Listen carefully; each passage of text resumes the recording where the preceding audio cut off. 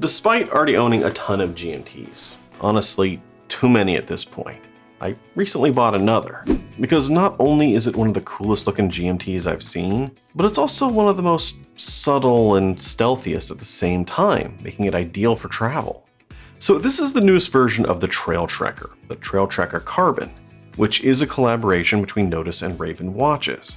The Trail Trekker's been out for a few years, but this new version brings a very cool forged carbon bezel and dial to the series, one that's marbled and filled with lume. Meaning that not only is every watch going to be unique with a slightly different marbling pattern to it, but it's going to look killer in the dark as well.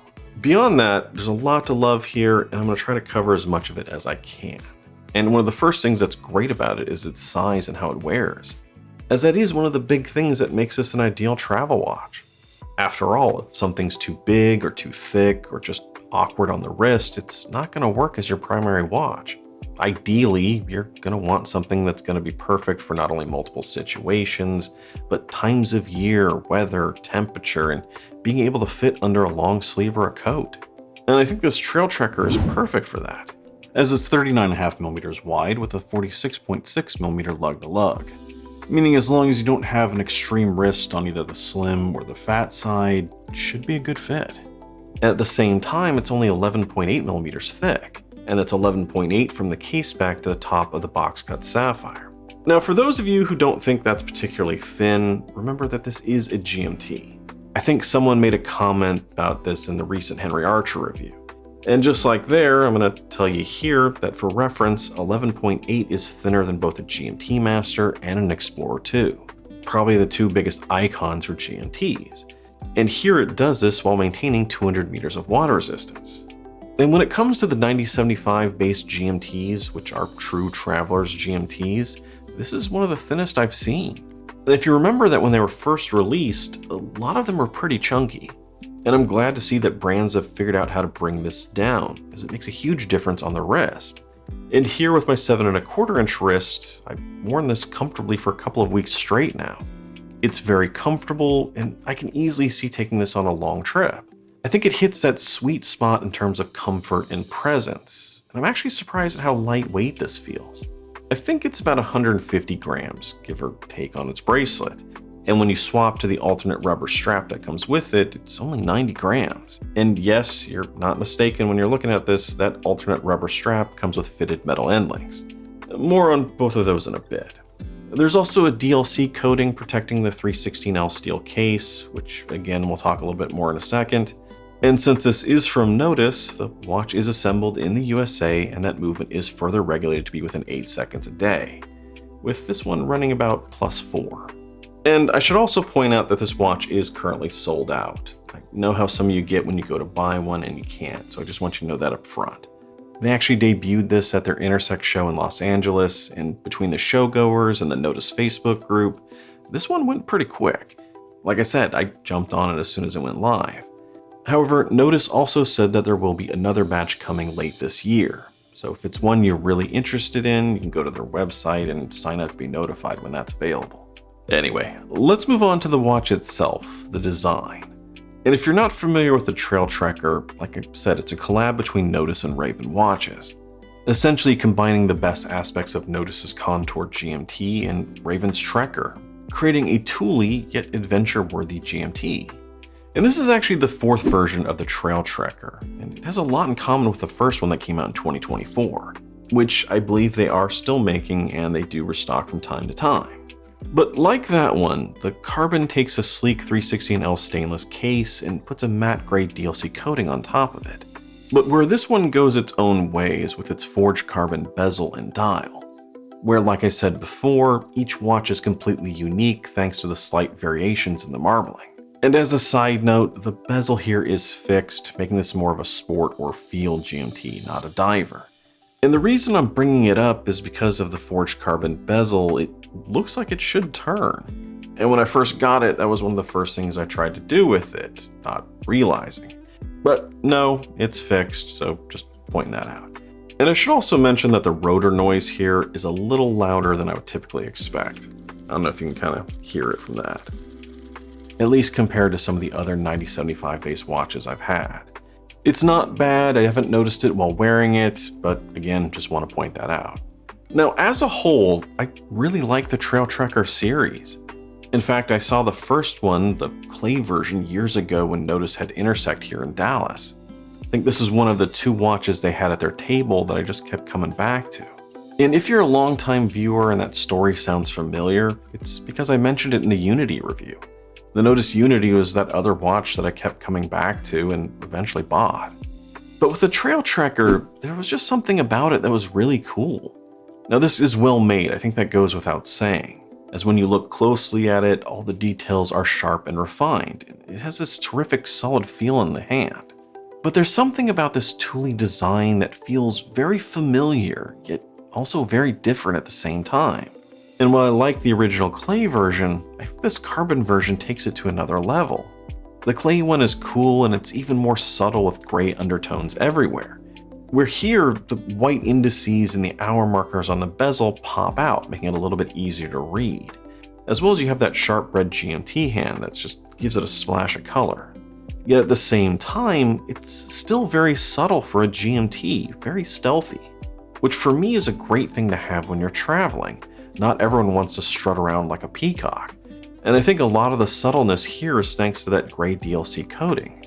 As not only does it help protect it from scratches, remember DLC stands for diamond-like carbon, but the choice of going with gray, not black, is genius.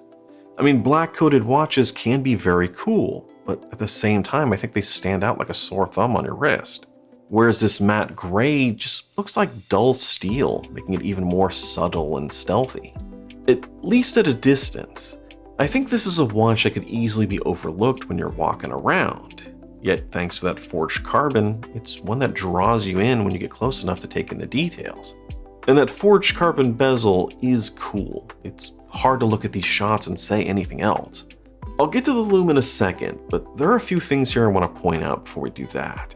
Like how the hands here are great length, and for some reason I really love that red GMT hand, where it goes all the way out to the outer edge and then just kind of flattens as like it hits it. And even though the watch isn't very tall, the forged carbon marbling adds an illusion of even more depth, making the watch even more intriguing. There's also a nice frame date down at the 6, which is lumed and you'll see in a second. And it's hard to ignore that there is a bit of text and stuff on the dial. You have the 2 brands' logos and the Trail Trekker name, and maybe there's too much here. But it is also a faded gray, so it doesn't stand out too much. I like that it's lined up symmetrically, and while I don't have too much experience with Raven, I think their logo looks killer. Along with the marbled, almost camo looking dial, it kind of gives the watch more of a military feel. And the very last thing that I want to point out is something that I think a lot of people will miss, and it's right here at the outer edge of the dial. Right where the crystal distortion kind of kicks in, as there's a chapter ring that is continuing the tradition with GMTs of being subtly split down the middle, marking day and night, with black at the top for night and a blasted gunmetal for day. As I said, it's subtle, but I like that it's continuing the GMT tradition of having a dual color bezel in a very subtle way. But like I was saying before, this is a cool yet subtle dial that draws you in. One that's familiar yet also very distinct. And the Lume goes along with that. It is really cool. And thanks to that marbling, this kind of comes off like blue camo, kind of like what the US Navy used to wear. And one of the smart things they did here is that the indices and the hands are a much lighter shade of blue. So even with everything going on with the dial and the bezel, it's still pretty easy to make those out. As well as they don't last very long, as you might expect. I'm talking about the camo effect, not the actual indices. That whole effect lasts maybe 15 minutes or so, while the rest of it, the bits that really matter, are pretty good, as they're easily able to outlast a standard Seiko. So I'd say this is pretty typical for Nodus. It's not crazy Lume, but still solidly good. As for the bracelet and the extra strap, well, the bracelet has the same gray DLC coating that the watch does, and is also very well made with an especially tight fit on the end links. It's got quick release, it's secured with screws, the links are very, very fully articulating, and it also has a newly upgraded version of Nodus's on-the-fly clasp, which, thanks to everyone's favorite sponsor of waitlist throughout the watch world, has a brand new name as well. If you're not familiar, longer story there, let's just say that there's a particular brand that doesn't like anyone else to name something that ends with X. So now this on-the-fly system has been named the Nodus Extension Module, or N.E.M. Overall, it works just like the older version, which I have to admit is one of the best on-the-fly clasps I've seen. It's so good that Nodus is actually selling it to other brands to use in their watches. It's just a little bit more refined now and does a little bit better job hiding the tongue when it's fully extended. If you remember the old version, you know what I'm talking about. And as I mentioned before, I was also pretty impressed with how lightweight the watch felt. Now technically, because of the forged carbon dial and the bezel, there should be a little bit of a weight difference between this and, say, the clay version. But it's not going to be much. So I think a lot of the credit in terms of how lightweight this feels goes to the bracelet, as it's got this great taper going from 20 to 16. Making it not only more comfortable, but also cuts off some unneeded weight. All in all, it's just a fantastic bracelet, and the rubber strap is no slouch either. This is actually a new strap system that they're calling the Fusion strap. There are going to be some different versions that are compatible with some of their other watches that they'll be selling separately, but this one comes with the watch. Essentially, it's just a great FKM rubber strap, one that comes with quick release metal end links, giving the trail trekker an even more comfortable and integrated look. And that's also one of the reasons I think this watch is a pretty good value. I know some of you are going to scoff at any micro brand over $1,000 US, and here it's just over that at $1,075, and especially these days with 9075 base watches. Like I was pointing out in my Henry Archer video when the 9075 first debuted, the Traska Venturer was the cheapest option at $695, and recently they just launched a new updated version at $950. But more importantly, here considering this really is a complete package that's just ready to go traveling wherever you want, and it has just about everything you could want included in a watch, including very cool but bespoke components, that price isn't bad either. Not to mention, remember this is assembled in the USA and further regulated. So again, like I said, it's a complete package ready to go. And I think the price here also is another reason that this makes a good travel watch, because this is still very well made and punches above that price point. But in the grand scheme of watches, there are a lot more expensive GMTs out there. So if something happens to this, and don't get me wrong, being out $1,000 is nothing to sneeze at, but being out 1,000 is better than being out 3,000 or 10 or 15. So for a lot of watch collectors, I think this price kind of hits that sweet spot where you still feel like you have a nice high quality timepiece, but it's one that you're not constantly worrying about either. And one last thing before I land this, and that's that I'm not really going to go into the nitty gritty about the 9075 movement. Mostly because I just did it like a month ago with the Henry Archer review. So if you're not too familiar with the 9075 or GMTs in general, I'll have a link to the section in that video where I talk about it. So if you want to know more about the pros and the cons, go check that out. But the main thing here is to remember that this is what people refer to as a traveler's or a true GMT. Two different names, but the same thing. And this is one where the hour hand, not the GMT hand, is independently adjustable. But bottom line is that this is a fantastic and unusually cool GMT. I definitely don't regret getting it. It is definitely a keeper. And I think this is especially great for those that want something that's a little more subtle, a little more stealthy when they travel. Yet they still want something nicer and more premium than a Casio Royale. And if anything, that may be the one downside to this watch, is that it is more of a straight, subtle tool watch and not a Gata watch. And because of that, it's not going to be ideal for every situation. I mean, it's great for everything else. But if you want something to wear out to a nice dinner, this may fall a little bit short. However, pair this with a nice elegant second watch, and you have all your bases covered. Anyway, like I was saying before, these are currently sold out, and it's going to be months before they have a second batch. So if you're interested, you got plenty of time to think about it. Or if you can't wait, you can always try to hunt one down on the secondhand market.